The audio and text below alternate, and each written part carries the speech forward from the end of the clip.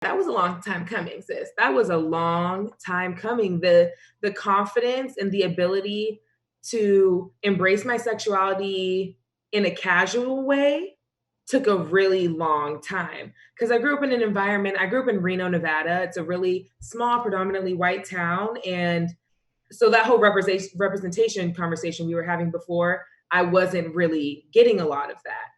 And even though I've always been a pretty naturally confident person, it's very odd to look around you in society, and even as a child, you're not aware, and then you keep getting these little signs that something about you is unacceptable or less than.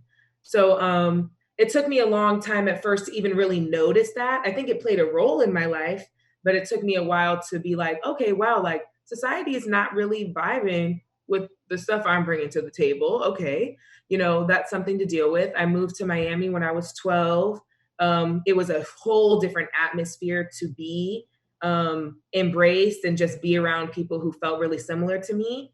And I kind of got locked up in this process where I felt like I wasn't getting any attention or praise when I was growing up in Reno. And I felt like I might have been chasing that in a way once I did move to Miami and come into people showing me appreciation. And even then I was like, damn, okay, so like now I'm getting appreciated. People are showing me love, telling me I'm beautiful. This is cool. My friends look like me, but I'm still kind of chasing an image of having people gratify who I am. So even though, yes, I'm getting more gratification, is it from the people I want it from? Is it from myself?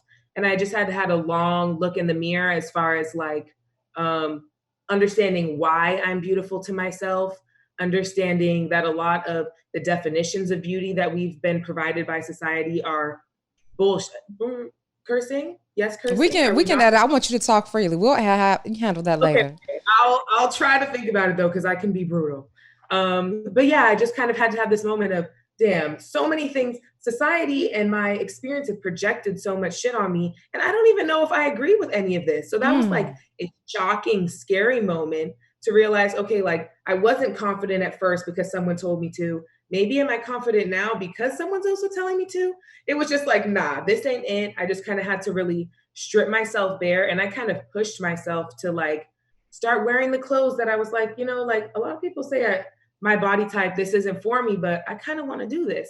And I would keep pushing to normalize expressing myself. And I guess that is what basically led to Freak, because now I'm at a place in my life where it's mundane almost to express myself. So it's really beautiful to hear feedback from people where they're like, girl, that was impactful. And that's just what Blackness and queerness and femininity is. I ain't out here trying to step into anything. You I'm just just able wondering. to let it down, do what is happening, and people are there. That's what they're resonating with. So I guess it was my whole life building up to Freak. Now that you ask it in this context, I never really thought about it like that.